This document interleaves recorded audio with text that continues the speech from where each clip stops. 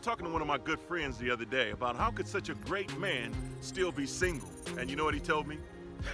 He said, the last time I was in a relationship and I opened myself up, I got hurt. So, you know, when I was a kid and my parents would tell me to clean my room, I would go in there and spend all of my energy trying to hide my mess versus actually cleaning it up. I would pile all of my mess either in the closet or stuff it underneath my bed and do everything I could when inspection time came to divert attention from in the closet or under the bed.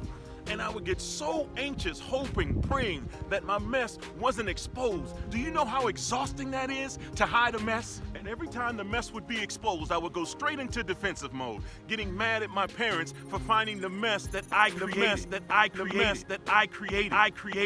created and chose not to clean. Just imagine if I actually rolled up my sleeves and did the work to clean the mess. Yes, it would take a sacrifice of time. Yes, it would take some discomfort. Yes, it would take some self-reflection. But in the end, my mess would be clean and my room would be in order. And now, instead of spending so much energy guarding the entrance, I would feel good and proud about inviting them in. I would even have the comfort of allowing them to explore, because now I have nothing to hide, nothing to hide, nothing to hide. And on the other side, once you clean up your mess, you can now take charge of what used to take charge of you. So remember, relationship retention begins with truth and transparency from the start.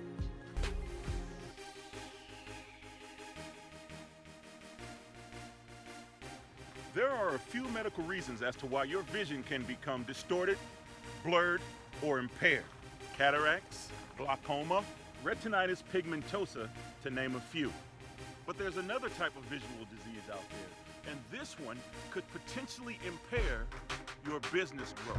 And it's called opportunity blindness. Opportunity blindness. Opportunity blindness. Opportunity blindness. Let me put that in perspective.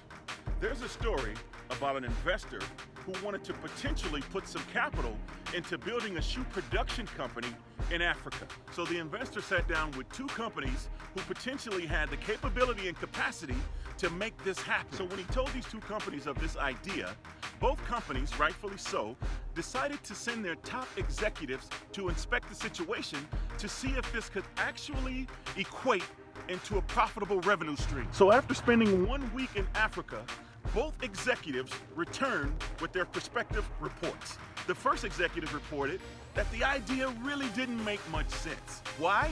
Because no one wears shoes in Africa. The second guy came back with a different take. He thought it was a brilliant idea. Why? Because no one wears shoes in Africa. So just because you have sight doesn't necessarily mean that you have vision. So get your eyes checked early and often so you do not become infected with opportunity blindness.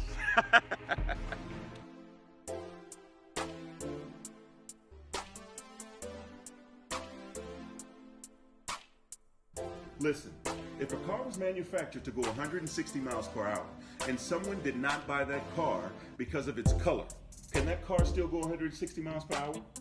What if someone didn't choose to buy that car because of its size? Can it still go 160 miles per hour? What if someone did not buy that car because of its features? Can that car still travel at 160 miles per hour? The answer is yes, because that's what that car was manufactured to do. So guess what? You are that car, and the Almighty is your manufacturer. So no matter what is said about you or done to you, you can still travel at 160 miles per hour because that is what the Almighty designed you to do. Never lose sight of that.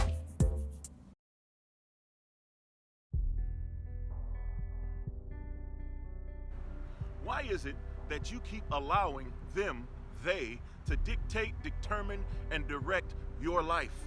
Your life. They have theirs, but for some reason, you keep giving them power and control over yours. And you know the they to which I am referring. They said I shouldn't do this. They said I shouldn't do that. They said I should stay in my lane. They said that I'm not capable. They said that my goals are just too lofty. And they may love you, but the thought of you leaving them to go out and reach your full potential absolutely frightens them. I mean, it horrifies them. They do not want you selling your house on Misery Mile in the heart of Pity City. And the funniest thing about they, them, is that they see what you refuse to about you. They know that you are not like them. They know that you are exceptional. Exceptional. Except everybody quit except you. Everybody dropped out except you. Everybody got tired except you. Everybody agreed with the masses except you. Everybody stayed down when they fell except you. Just because you are in it does not mean you have to be of it. Sometimes a good seed gets planted in bad soil. So today, you have got to make a decision. Are you going to be like them, or are you going to finally unsheath yourself and become exceptional? Today, you have to decide. You have to decide. Let me guess. Your father wasn't there when you needed him the most. Your mother can be sometimes difficult to talk to. The environment in which you were raised didn't afford you the same opportunity as others. Your boss just won't allow you to do this. Your job doesn't permit you to do that. Stop it. Quit it. How much longer are you going to find comfort taking shelter in Excuseville? How much more finger pointing must you do before you finally get elected into the Hall of Blame? At some point, you're going to have to confront and deal with your past and let it go. The problem is this. You're still holding on to things that happened to you years ago. Now, those things should not have happened to you and they're not your fault, but they did. So now what? Those things were intended to fuel you, but you've been allowing those things to siphon your gas. You have to let the past provoke you into your destiny. There are actually people out there who believe in you. They have faith in you. They are rooting for you. There are people out there who want to give you a jump, but they can't connect to corroded cables. You got to let it go. There are people out there who want to fertilize and plant seeds in you, but they can't plant seeds in hardened ground. You got to let it go. Stop negotiating with weakness. Let it go so you can grow.